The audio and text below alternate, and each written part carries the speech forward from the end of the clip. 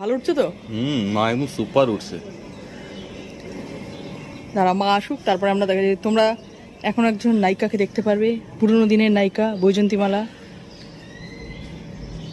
আসিতেছে আমার মা, সবাই তাকিয়া দেখো, চোখে পড়িয়াছে কালো চশমা। জুম করবো? হ্যাঁ, একটু জুম করিয়া দেখাও, এদিকে তাকাও। ও জিও, বৈজয়ন্তীমালা। বৈজয়ন্তীমালা আসছে আমার বাড়িতে।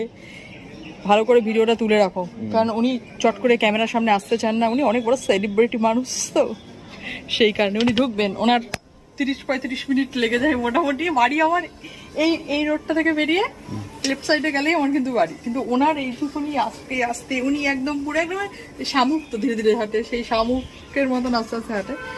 পায়ে পায়ে ব্যথা তার জন্য, কিন্তু এমনি ওর মা ক্যামেরা আসতে চায় না। আর ওরকম আমাদের এই গাছটা একটু দেখো, আমাদের ঘরের সামনে কি সুন্দর একটা গাছ, দেখো তোমরা। তোমাদের ঘরের সামনে আছে? তোমাদের ঘরের সামনে নেই বলো? হ্যাঁ, ওই মেয়েটা খুব সুন্দর বলতো। তো যাই হোক, আমাদের বাড়ির সামনে এরকম একটা কদম গাছ, বেশ কদম ফুল ফোটে, আর খুব সুন্দর আসে, গন্ধ আসে, আর ঝড় বাতাস হলেও বেশ ভালো লাগে। এই কি করছে রে এরা, কি করবে? ড্রেন আবার তুলবে? এদের বাড়িতে কাজ আর শেষ হয় না রে, 12 মাস 13 পার্বণ খালি কাজ আর কাজ। এত পয়সা কি করবে কে জানে বাবা। আমার আবার লোকের ব্যাপারে বেশি না বলাতে ইচ্ছা হয় না। ঠিক আছে, তোমার মায়ের সঙ্গে কথা বলিবে। চল।